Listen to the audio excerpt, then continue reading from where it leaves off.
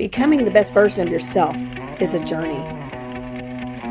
When you believe in yourself, you can move mountains.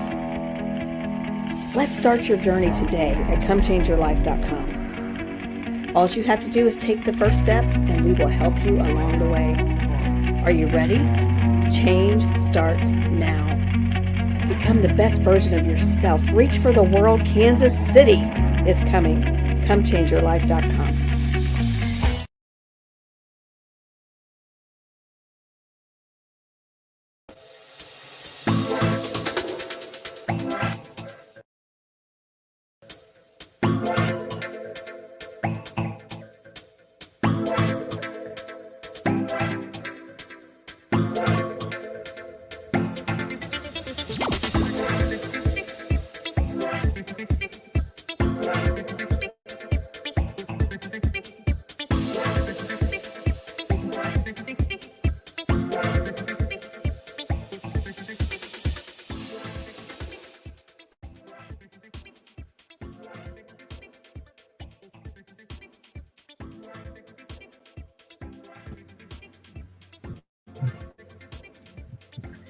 Hey, it is an unstoppable day. Welcome to another episode of From Felon to Fabulous. I'm your host, Terrence, the unstoppable Coach Leffridge, alongside this beautiful lady here, the professor of change herself, Brenda Ringwood. How are you, Brenda?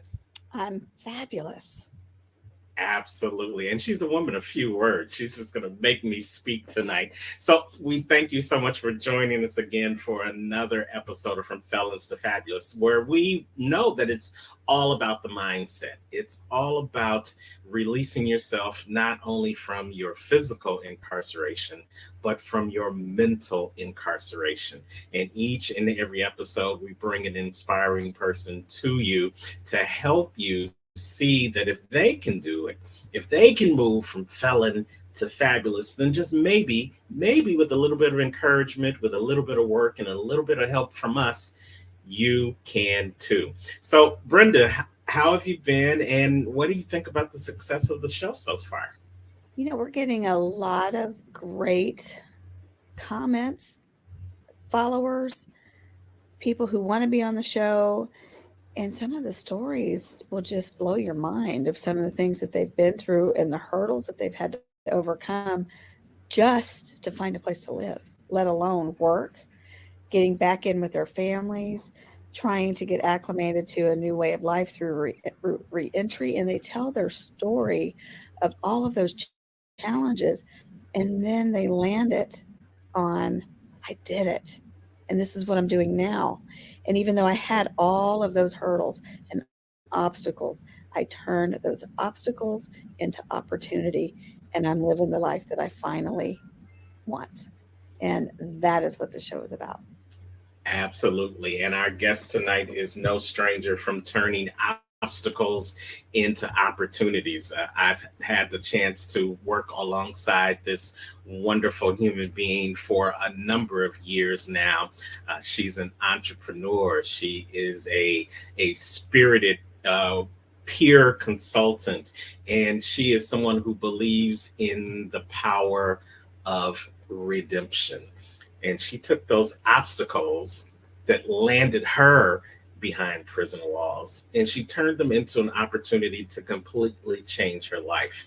She, with her incarceration, she was able to learn new skills that she uses each and every day now. And as a result of her incarceration, she was able to find the love of her life. And she will tell you more about that as we move along into our show segment. But Brenda, let's welcome to the stage our guests for this episode, Miss Tara Gazzuolo. Hey, Tara, how are you? I'm great. How are you all? It's great to see both of you. We are fantastic. Thank you for spending some time with us here from Felon to Fabulous. And before we start talking and getting into your story, why don't you take a couple of seconds to tell us who the fabulous Tara is?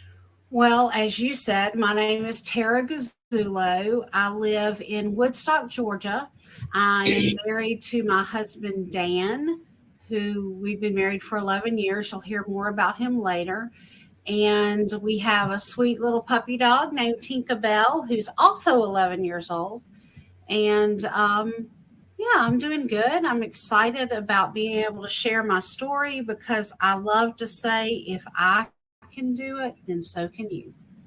I love it. And that is the theme for this evening. If you can do it, then someone else can do it too. But now tell us a little bit about this certified peer specialist in mental health and addictive disease with the state of Georgia. Well, I have to back up to in late 2000, well, in 2018, uh, just laying in bed one night talking with Dan, I I said, Dan, I'm just not making a difference in the world the way I'd like to, and I don't understand. I'm in the sign business. There's signs all over town that I designed, that I helped create, but what lasting impact am I making? Well, my husband and I both were very involved with reentry in Georgia, government reentering from incarceration to the key word then was returning citizen. So we went to a reentry summit. And at that summit, I went to a breakout session where the Department of Behavioral Health and Developmental Disabilities talked about a new program where they were taking formerly incarcerated individuals and putting them back in the prisons to become mentors and to help people who were 3 to 18 months from being released come up with a reentry plan, help them just reenter society more successfully. Well, I went to the booth that night in the little vendor area, and I introduced myself to them and said, "My name's Tara Gazzuolo, and I'm coming to work for you." And I put into place that day the plan to figure out how to become a CPS, certified peer specialist. I found out that was the first thing I had to do, and found out that I had to apply for the training, which I did, and was accepted in February of 2019 to go to through the Georgia Mental Health Consumer Network's training for certified peer specialist mental health. And all that means is you have to self-identify as having dealt with some sort of mental health challenge or concern throughout your life. And anybody who's been incarcerated knows you've had a mental health PTSD, if nothing else. So put that plan into place, went to the training. At my training, a lady who was worked for the network, the Georgia Mental Health Consumer Network, came and introduced herself, and I sent her my cover letter, interest letter, and resume while I was at my training. And that was in the end of February, and March 19th, I was hired and was given a position at the very prison where I had been housed to become what the position is called a forensic peer mentor. And again, working with people who were 3 to 18 months from being released, helping them with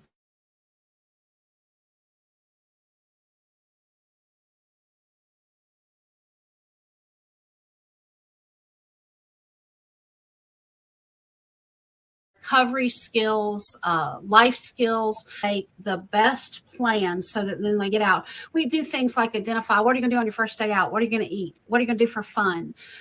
How are you going to apply for the necessary things you need? Helping them make what I did, the plan that I didn't have. Because when I came home after 8 years, I paroled out to my brother's walk-in closet. He made a room for me, a hole in his house somewhere. Was thrown to the wolves, had little to no support, did not know anything about returning from prison, any of that, and was just literally thrown out on my own. So being able to go back into the very prison where I was housed, they gave me keys to the prison. I actually had keys to the locks. Anyway, being able to go back into the very prison where I had worked, lived, worshiped, ate, slept, all of that, and be able to offer hope and a better reentry for someone else was just amazing. Just being able to do that. I love it. I love it. I love it. We are talking with Tara Gazzuolo. She is a returning citizen. She has gone from ex-felon to forensic peer specialist, y'all. And it is an amazing story. But let's put a pin in where you are right now and take us back to those 8 years of your life when when you didn't have the keys to the, the proverbial prison castle. Tell us about your story of how you became incarcerated and how you were able to overcome. Well, I became incarcerated because of my need to always be noticed. Because I grew up in a home where my mother was ill, so I got kind of pushed aside. So for whatever it took, I wanted to be noticed. And just for some events that happened, and there was an accusation of cruelty to children. I'll just be honest, I own my past, I don't mind, and fought it for 6 years with my first husband. And finally, when I was criminally charged, I was tired. I was just ready to stop fighting. So I accepted, I took a plea of no contest, which is basically saying that, I'm not guilty, but you all have enough evidence to potentially find me guilty and I don't want to fight it anymore. So I gave up. Actually, now I look at it as I surrendered to a process that I needed. I was everything for everybody else. I was my mom's daughter. I was my husband's wife. I was a sister to my brother and sister. I was my daughter's parent. I had no idea who Tara was, did not know who she was, didn't like her. I weighed 400 pounds. I was doing everything I could to keep myself fat and ugly because I thought nobody could hurt me.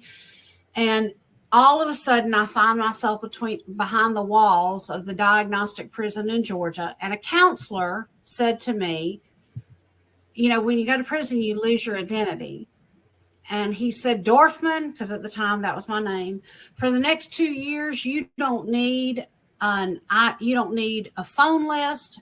You don't need a visitation list. You don't need to do anything but work on yourself. If I had not been so afraid of getting in trouble, I probably would have hit him. But looking back now, he was so right. I needed that time and Terrence, I love butterflies, and that's where my love for butterflies became. I had to be in that cocoon. I had to be in that place where I couldn't be distracted by everybody else. I had to work on myself. And very shortly into my sentence, I started taking a class called MRT, which is Moral Recognition Therapy. And what it does is take it outside. I'm sorry? I had to take it outside. Oh, yeah. Oh, so you had to pay for it. Even worse. I didn't pay for it, but I had to take time out of my schedule and drive an hour, spend an hour, 2 hours, sometimes 3 hours there. And it was over a year. Well, it was the turning point for me because owning responsibility for where I was I guilty of the crime that they said I had done? No. But the truth of the matter was my daughter got harmed in my care, and I had to take responsibility and move past it. So that began a healing process that I had no idea I was going to find in prison. Once I began that healing, I started looking at, let's use this time for a time that I can do something different. There was a culinary arts class offered, and I thought, I'll take that because I love to eat. Well, no, by now I was beginning to try to be healthy, and I thought, no. Well, then there was this graphic design class, and I thought, that'll get me out of the dorm or something. Well, I found my passion in the graphic design class, being able to create and make something that nobody had seen before, and being able to, I have the unique ability of being able to see the design in my mind before I put it on paper. And it's just really fun and really just a creative thing. And in the walls of that room and in that classroom, I was not 629162, which was my GDC number. I was Tara Dorfman. I was Mrs. Dorfman. I was respected. I was honored, and I was a important person working for the Department of Corrections as a graphic designer. And it started a thought process, a mindset of, I am worthy, I am valuable, I do have things to offer. And I kind of started running with that. So fast forward, I get out of prison, and while in prison, my mom passed away. My husband divorced me. My brother and sister, I didn't talk to them at all the entire time after my mother died. So for the last 5 years of my prison sentence, I was completely alone. But I found an organization, which is a ministry that comes in, called Kairos, and I got real involved in Kairos and loved it. Little did I know getting involved in Kairos would lead me to finding the love of my life and moving, like, Terrence, I've had the opportunity to write a chapter in a book, and our chapter is called Love Beyond the Walls, and being able to find that. So I look at my incarceration, it shifted from having to be there to getting to be there. So I no longer felt like it was something meant for harm in my life, but something that I was able to become this person that I am today: strong, confident. I have on my bathroom mirror, I have 3 words: capable, competent, and complete. And I found that in prison. Wait. See, you just can't run by that statement and not think we're going to catch it. On your bathroom wall, you have those 3 powerful words. Say them again. Capable, competent, and complete. Wow. That is amazing. And Brenda, a lot of what she said is a lot of similar stories that we've had from people that we've interviewed here on From Felon to Fabulous, where you went in under one condition, you went in under one mindset, but then over the course of being there, you were able to change your mind. Mm-hmm. Brenda, that was similar to your journey, correct? Absolutely. And talk about an awakening.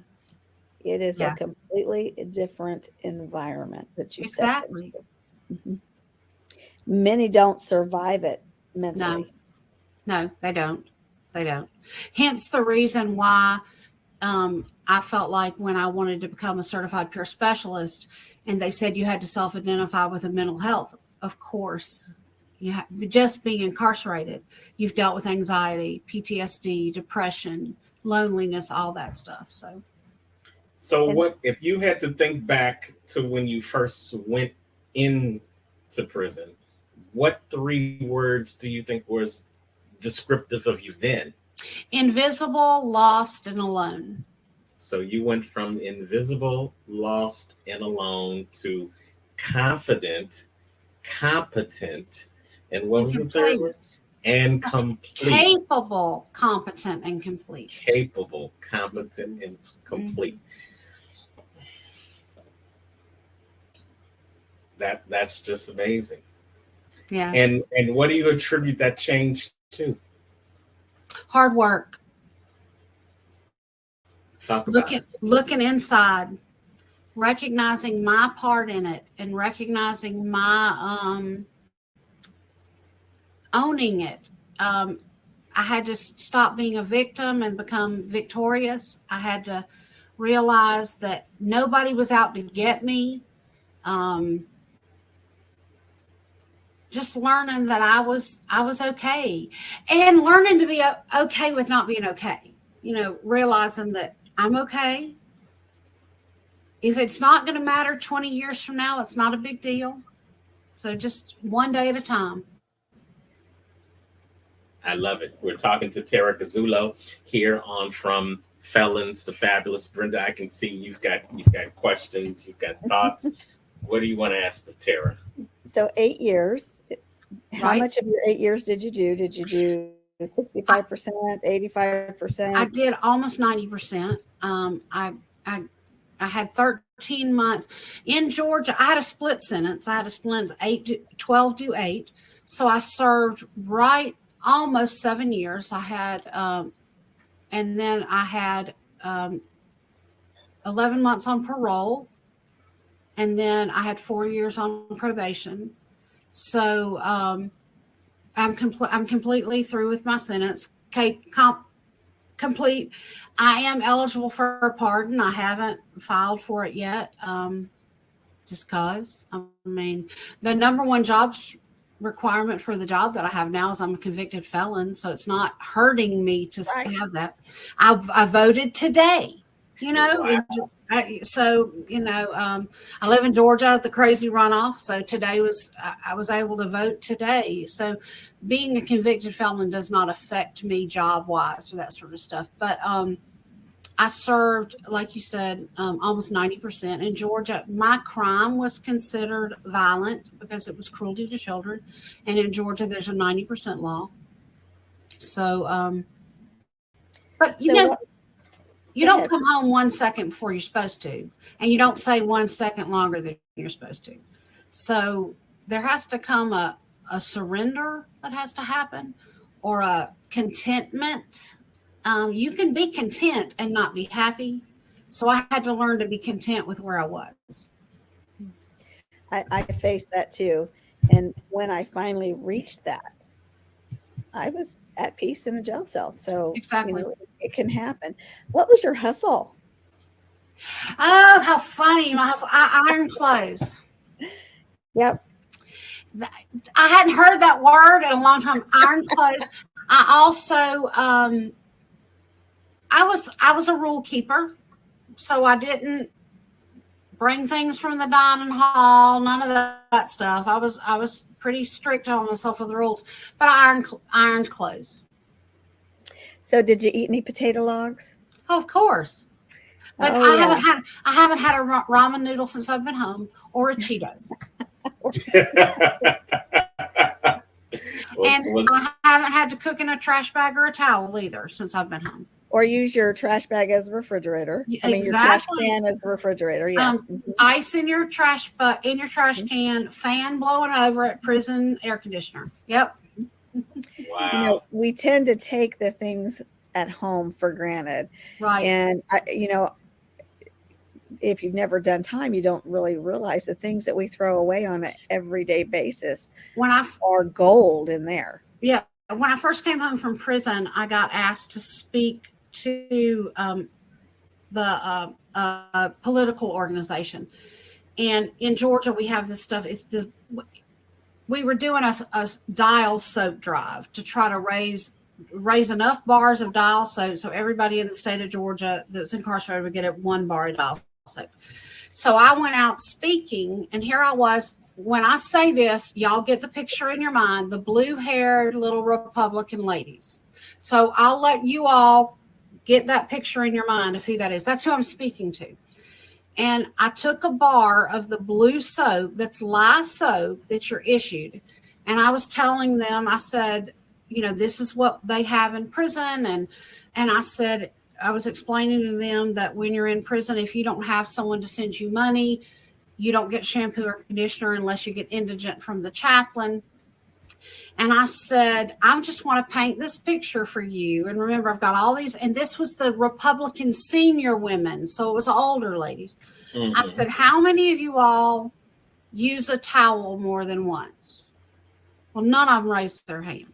I said, first of all, how many of you all can go to your linen closet and get a white fluffy towel? Well, they all raised their hand. I said, can you get a yellow one or a pink one or a blue one? I said, in prison, you get a towel that is so thin you can see through it. And then I went on to talk about some other things. But the thing that impacted them most, and y'all pardon me, but I'm just going to tell it like it is. Please. I said, I am not a little girl. And once a month, a woman has a certain thing that happens. And if you have no one that can send you money, you get 20 tampons or one bag of pads. That's it, period. Nothing else. And if you don't, people don't understand that when you go to prison, the state, all they have to provide are your bare necessities. Necessities. And you're not provided needs, and you're not provided the things you need. And these ladies were just blown away. They thought if you had gone all the way through the justice system and you'd gone all the way through the court system, you were where you deserved to be, but that the state took care of you. Well, that's not necessarily Not so. even 3 hots and a cot. No, no, you don't. And if you don't have anybody to send you money, you don't eat Friday, Saturday, and Sunday except twice a day. You get a breakfast and a dinner, but no lunch on Friday, Saturday, or Sunday. Nothing. So hence the reason you have a hustle, so that you can make some money so you can get store. Got it. So fascinating. But what I want to key in on is, when did your mindset change? When did you go from angry to content? When did you go from you're not supposed to be here to you need to be here? I like to say having to be there to getting to be there. Okay. About 16 months in. And what's funny about that is that's when, right around the time my mother died. But I recognized that, again, like I said, it was during MRT. There's a bunch of 12 steps you go through with MRT, and learning that the judge didn't put me there, the DFACs didn't, none of that. I was responsible for actions that led me to being where I was. So taking ownership of it and using the tools that were given me there. So it was, like you said, it was about 17 months. Taking ownership is part of the healing process. It is. And owning it and recognizing that you don't have to be ashamed of it. Now, being regretful and being ashamed are two different things. I regret the time that I lost, and I regret what I lost, but I'm not ashamed of it. I'm not embarrassed. I will stand up in front of the Capitol in Georgia and say, I'm a convicted felon, and this is why you should trust me. I mean, that's not who I am. It's part of who I am, but it's not who I am. So once you took ownership of where you were, things started to change. They did. Even behind the walls. You were still incarcerated, but things started to change. Talk about some of the changes that took place in Tara's life once you decided to take ownership. Well, it's crazy, but I had always said that I had thought that if I kept myself fat, nobody could hurt me. Well, I started getting healthy. I remember looking out my dorm. I lived in the honor dorm, and my dorm looked over the track where people would run, and I'd see girls running their ponytail would swish back and forth. I thought, oh, I want to do that. Well, I realized real quick, my 40-year-old knees didn't want me to run. But, I just started noticing things like flowers. One day I remember sitting in my room and just crying out to the Lord and saying, this isn't fair. I can't even see a pretty flower anymore. I can't see anything. And I don't know where this sunflower came from, but the next day a sunflower was blooming outside my window. So just looking for the great gratitude every day, looking for what I had going for me instead of what I didn't have. So that's where the mindset shift happened with me, and also realizing that I was going home. They weren't going to keep me forever. I would be home one day. Wherever home turned out, I would be there, because there were ladies that are still there that will never go home. So finding the gratitude each day is what really kept me through. And then again, as I said, when I started the graphic design class, in the walls of that classroom and in the walls of that, I became an employee of the Department of Corrections. They would come and ask my advice, because once I completed the class, which was a year-long class, which was a certification from the local technical college, I then became the teacher's aide. So I got to stay in the class for several more years and got to do more work and that sort of stuff. So in the walls of that classroom, I was valuable to the Department of Corrections. So It started giving you back your purpose. it did. It actually helped me find a purpose for the first time in my life. Mm-hmm. Yeah. And that, so. Because I remember you telling me some of the joys that you had of working with your professor and Yes. all the encouragement that he gave you. To this day, I can pick up the phone and call him. Absolutely. That's amazing. And you went being an unpaid, incarcerated employee of the state of Georgia to a paid specialist with the state of Georgia. How does that feel looking back on where you were to where you are now? Well, Terrence, you know, and my relationship with the Lord is very important. And I'm a Josephine. I'm not Joseph because I'm a girl, but to be able to go from the prison to the penthouse and be able to not just, you know, going in the back gate of the prison to going in the front gate of the prison, having the keys. You didn't have the doors rolling down behind you, right? And the handcuffs when you left the facility. Exactly. Yes. The shackles and handcuff when you left the facility. Being able to, knowing that gate will pop for me to get out. Yeah, it's pretty cool. When you go to work for the Department of Corrections, you get what's called a locator card, and your locator card is what gets you out, because you leave the locator card at the front gate, and when you're leaving, you pick your locator card back up. And I said, that's the best prison ID I ever had, was my locator. Now, I'm not going to lie, the first couple of times I went back in and I heard those doors, it was unsettling, but I went back into prison 6 months after I got out. Again, I was telling you all that we did this soap drive, and the organization that collected all the soap got permission for me to go in to help hand out the soap. So that was at Christmas time, and be able to give it as a gift. And, you know, that's a big difference too, is you get excited at Christmas that you're getting a bar of Dial soap. The years that I was there with the special soap we got at Christmas, I would use it for sachets in my locker. I'd lay the soap wrappers in my locker because it made my clothes smell good. So these are just great stories, and it's just amazing what can happen in your life and how you can see life once you change your mindset. You know, there's a phrase that says, when you change how you look at things, the way things look change. Exactly.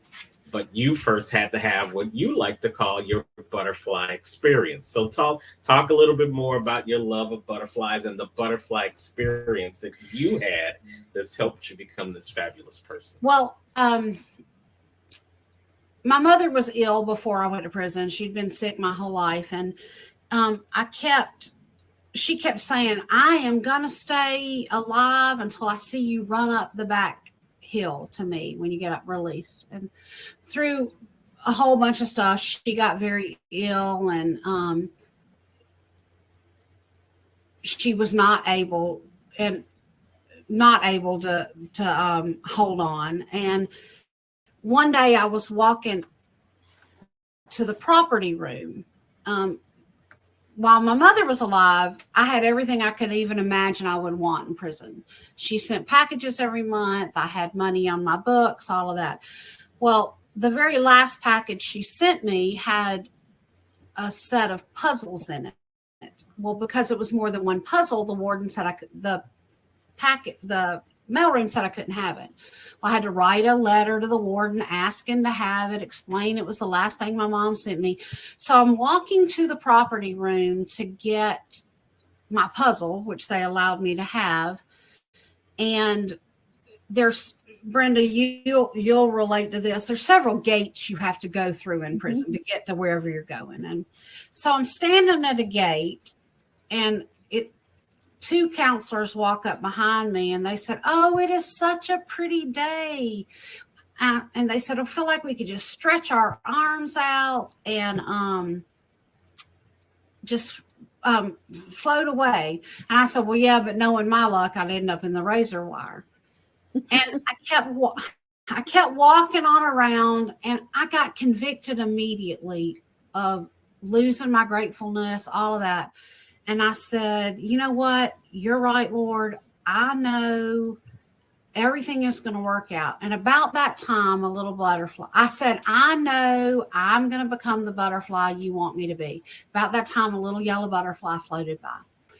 Every day for the following year, even when I should not have seen a butterfly, I did. And part of the reason I went to prison was for making up an illness with my daughter.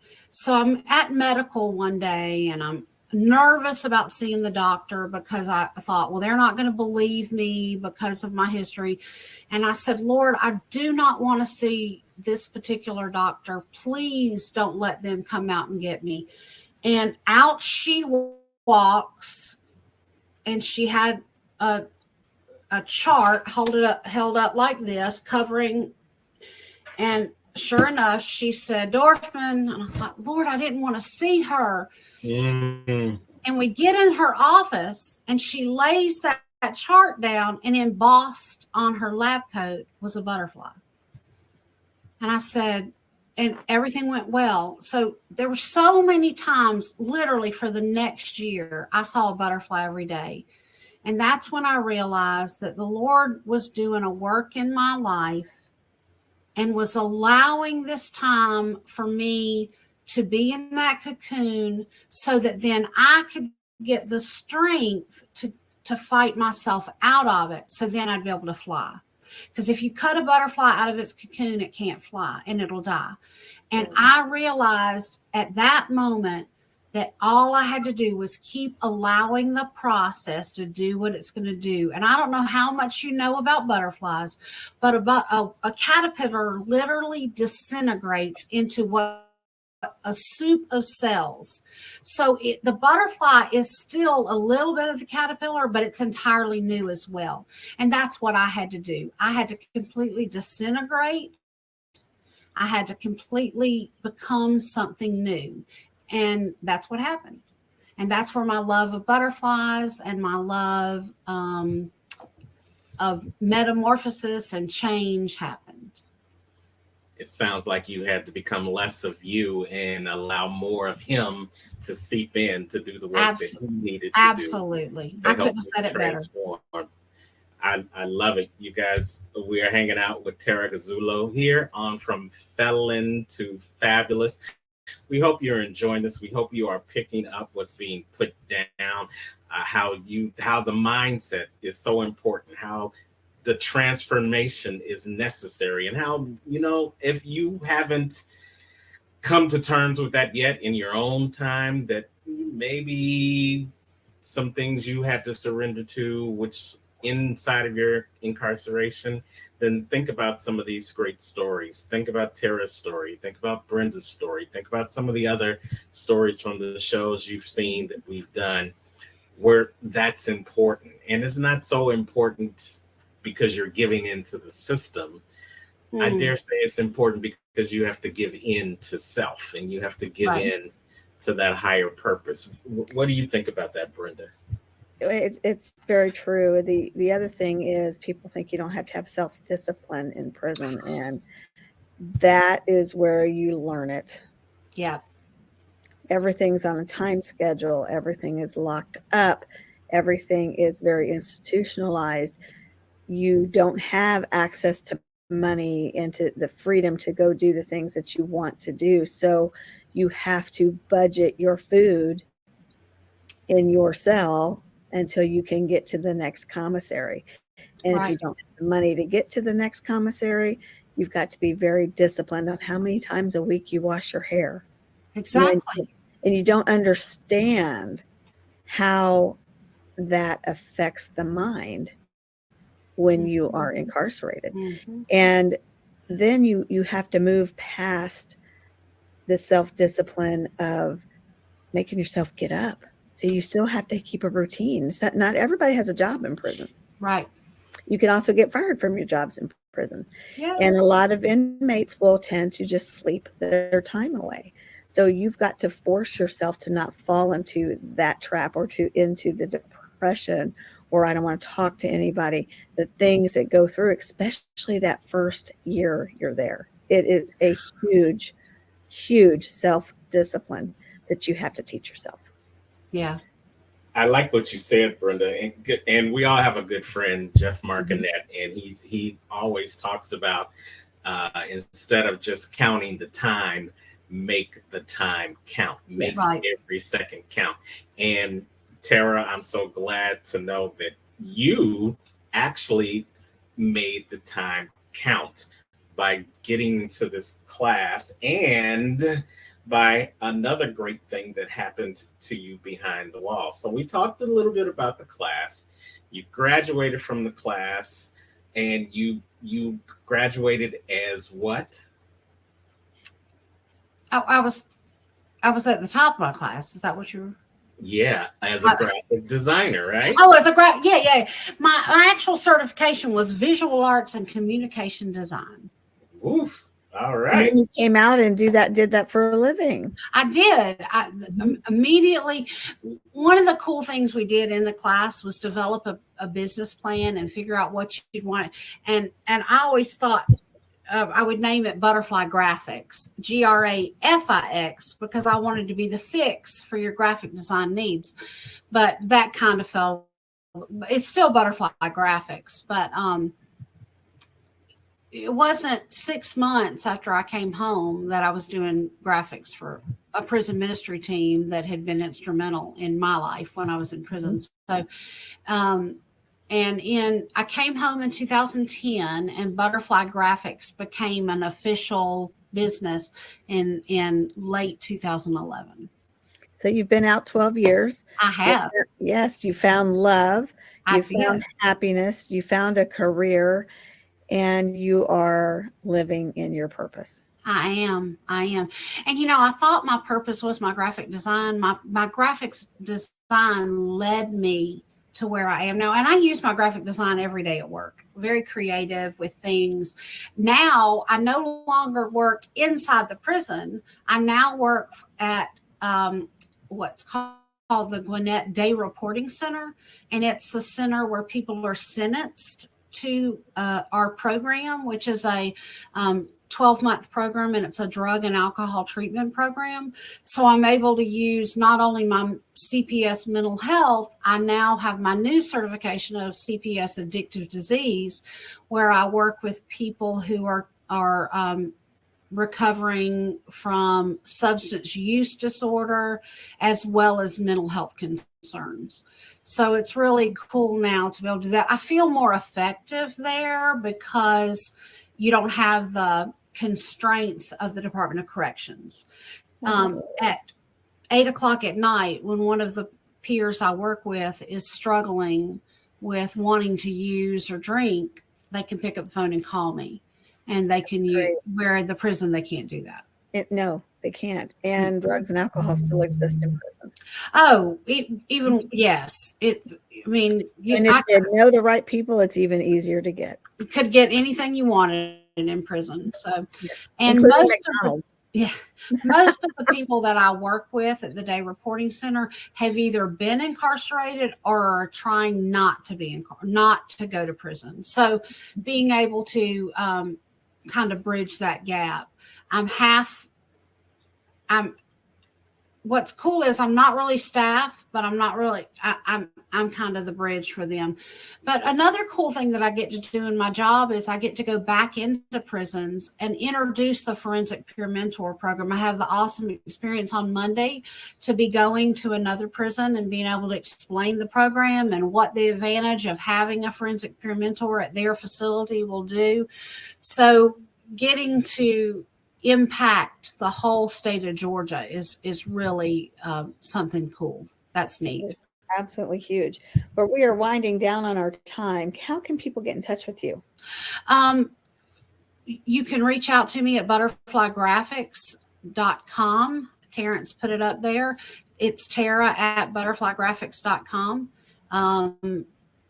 There's a contact page on that website, and you are welcome to reach out. It doesn't even have to be about graphic design. If you want to reach out and talk to me about what we do in Georgia and that sort of thing, I'd love to hear from you. Or if you just need to talk to somebody else who's been incarcerated, reach out. Well, that is absolutely wonderful that you're willing to do that, and take her up on it, guys. If you are struggling and you just can't get over some of the obstacles in your way, ask for help. It is okay. Right. It is okay to ask for help. Terrence, give us some parting words of wisdom. I think you just kind of gave them to me. It is okay to not be okay. But That's what's right. not okay is not reaching out for help when you need it. And there are people out there that want to be there, want to give you the support. And like I told Terrence at the very beginning, in my office, there's a bulletin board that says, if I did it, so can you. And all my certifications are there.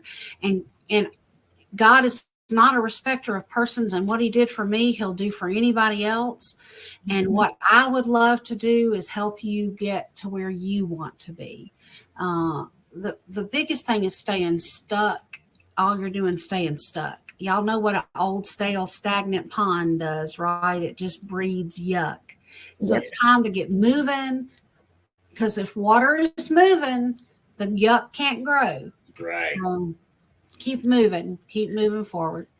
And Tara, we appreciate you for stopping for this little bit of time to share your story with us, from felon to fabulous. You guys, when you change your mind, the world opens up to you. This woman went from a mindset of being lonely, lost, and alone to being capable, competent, and complete. And if she can do it, and she can have the success that she has, and she can look as fabulous as she looks right now, then guess what? If you reach out to her and allow her to give you the tools, tips, and strategies that weren't available to her or to Brenda when they were incarcerated, then you will be ahead of the game as you move on your journey to moving from felon to fabulous. Tara, we thank you so much for your time. Thank you all. And we thank you for being here with us this